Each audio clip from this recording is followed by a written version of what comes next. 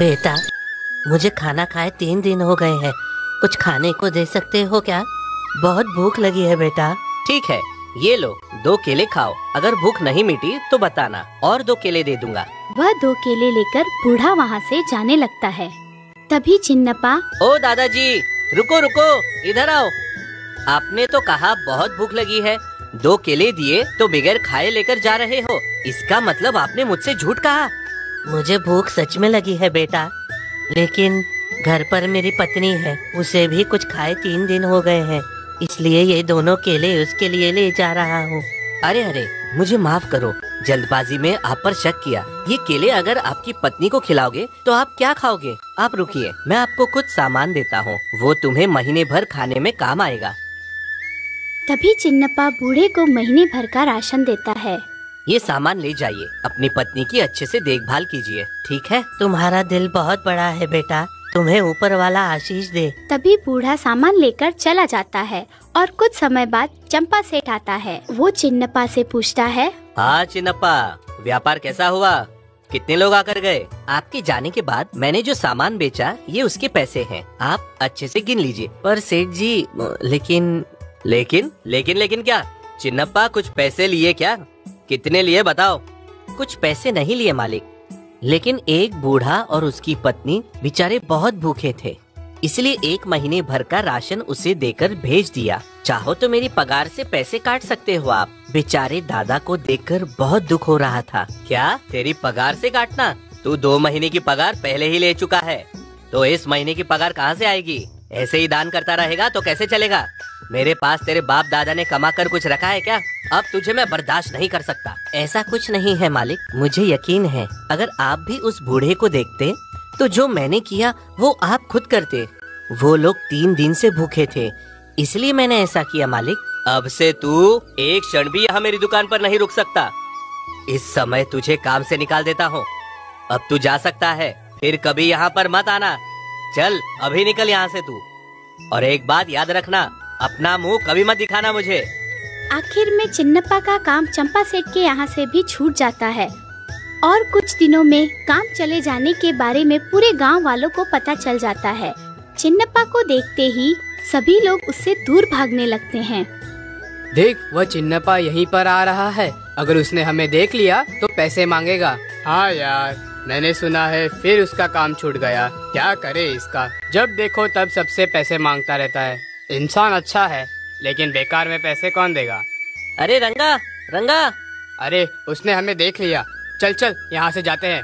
देखा, रंगा मुझे देखकर कैसे भाग रहा है। जब मेरे पास सहायता के लिए आया करता था तब मैं अच्छे से बात किया करता था। मेरे पास काम नहीं है, इसलिए ये लोग ऐसा कर रहे हैं मेरे साथ। इन लोगों से मैं क्या पैसे मांगने वाला था? हाँ। फिर उसके बाद चिन्नप्पा किसी के भी पास जाता तो कोई उसकी सहायता नहीं करता। वैसे ही चलते चलते वह उस बूढ़े के घर के पास पहुंच जाता है, जिसे चिन्नप्पा ने महीने भर का राशन दिया था। वो चिन्नप्पा को पहचान लेता है। क्या हुआ बेटा, आज यहाँ कैसे? तुम्हारा घर आसपास में ही है क्या? मेरा घर यहाँ से बहुत दूर है, पहले कुछ खाने को दे दो। सच कहूँ तो बहुत भूखा हूँ मैं। क्यों नहीं बेटा, अंदर आ जाओ।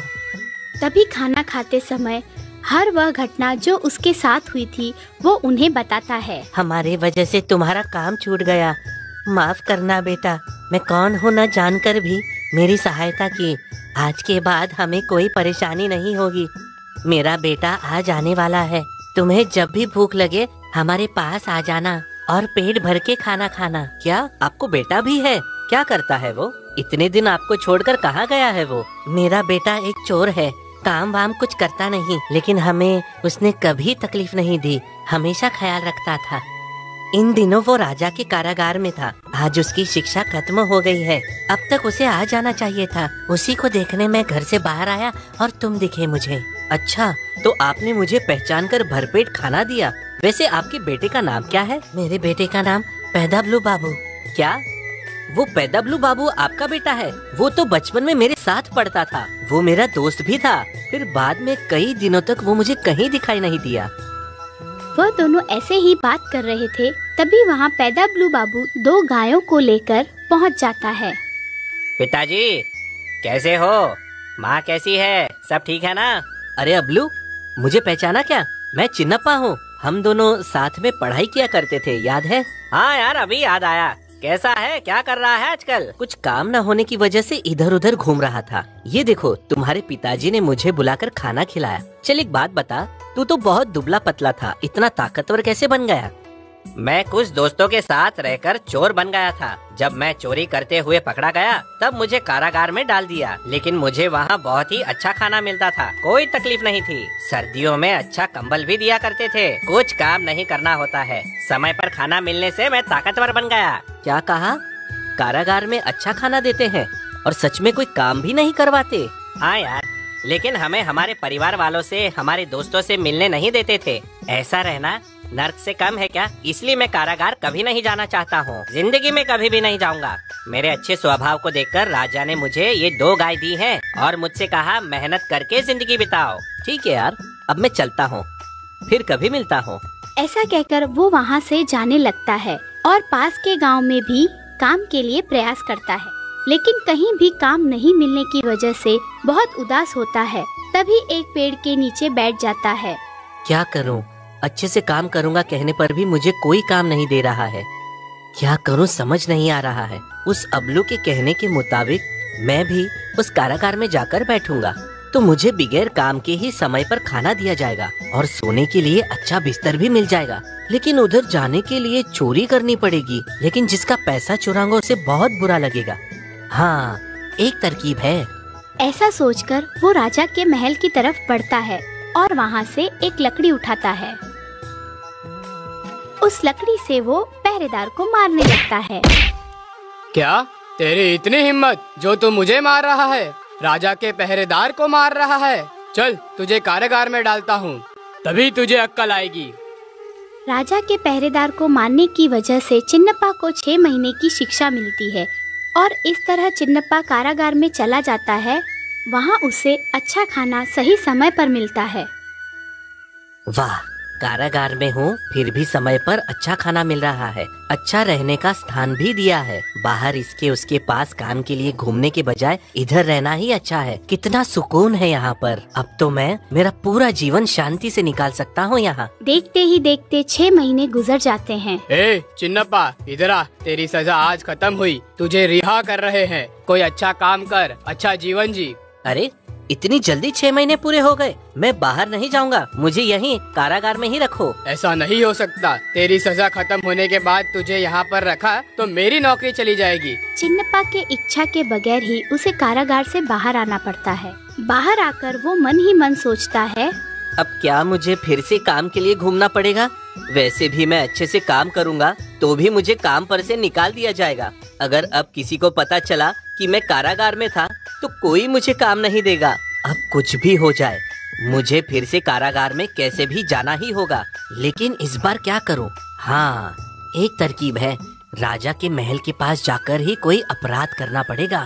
तभी चिन्नप्पा राजा के महल के पास जाता है। वहाँ वो देखता है कि राजा महल में टहल रहे हैं। राजा को टहलता हुआ देखकर चिन्नप्पा मन में सोचता है, ये अच्छा समय है। अगर इस पत्थर से राजा को मारूंगा तो मुझे मारपीट कर कारागार में डाल दिया जाएगा। इस कारण मुझे ज्यादा से ज्यादा सजा मिल सकती है और वो भी लंबे समय तक। ऐसा सोचकर चिन्नप्पा राजा के ऊपर पत्थर फेंकता है, लेकिन वो पत्थर राजा को नहीं लगता। लेकिन राजा की नजर चिन्नप्पा पर पड़ जाती है। चिन्नप्पा फिर एक बार पत्थर लेकर राजा के ऊपर फेंकता है। कौन है रे तू? सिपाहियों, उसे पकड़कर हमारे पास लाओ। चिन्नप्पा को पकड़कर सिपाही राजा के पास ले जाते हैं। कौन है रे तू? मेरे ऊपर पत्थर क्यों फेंका? महाराजा, इसने इससे पहले भी मुझे लकड़ी से मारा था, कारागार में सजा भी काट चुका है। क्या हुआ? तूने पहले सिपाही पर हाथ डाला और फिर मुझ पर पत्थर फेंका। कहीं पागल तो नहीं हो गया है? इसकी शिक्षा कितनी है पता है तुझे? हाँ, पता है मुझे महाराज। मुझे कारागार में डाल दिया जाएगा, इसीलिए ही मैंने आप पर पत्थर फेंका है। जितनी ज्यादा लंबी आप सजा दे सकते हैं उतनी दीजिए। सही में तू पागल है। कारागार में रहना आसान है क्या? तेरा कोई नहीं है क्या यहाँ पे? सभी लोग कारागार से भागने की सोचते हैं, लेकिन तू है जो मुझे कारागार में डालने को कह रहा है। आखिर क्या हुआ है तुझे? क्या बताऊं महाराज, मैं बहुत ही ईमानदारी से काम किया करता था। बस कुछ लोगों की सहायता करने की वजह से मुझे निकाल दिया और दूसरी जगह मेरी पगार से ही कुछ दान किया इसलिए निकाल दिया मुझे। बहुत जगह काम के लिए पूछा, लेकिन किसी ने मुझे काम नहीं दिया महाराज। मेरी भूख, मेरी तकलीफ को समझने वाला कोई नहीं है। इसलिए सोचा कि कारागार में समय पर खाना और सोने के लिए बिस्तर अच्छे से मिलता है। इस वजह से चोरी करके दूसरे को तकलीफ देना नहीं चाहा। इसीलिए किसी भी तरह कारागार में आने के लिए आप पर पत्थर फेंका। दया करके मुझे कारागार में डाल दीजिए। तभी उसने राजा को उन सभी दोस्तों के बारे में बताया जो उससे दूर भागते थे। यह सब सुनकर राजा ने कहा, सिर्फ खाने के लिए कोई ऐसा करता है क्या? ऐसा करने से तुझे मरने की शिक्षा भी पड़ सकती है। ठीक है, तुझे मैं मेरे महल में अच्छा काम देता हूँ। अच्छे से काम कर, फिर कभी कारागार में जाने के बारे में मत सोचना, समझा? महाराज, मुझे भी काम करके पेट भरना अच्छा लगता है, लेकिन इन सारी परिस्थितियों की वजह से ये कदम उठाना पड़ा। आप बड़े महान हो, मुझे समझने के लिए धन्यवाद। आज से अच्छा जीवन जीऊंगा। देखने वाले लोगों से एक छोटी विनती है, यह कहानी आपको पसंद आई तो लाइक कीजिए, शेयर कीजिए, सब्सक्राइब कीजिए। देखने वाले 99% लोग सब्सक्राइब नहीं कर रहे हैं।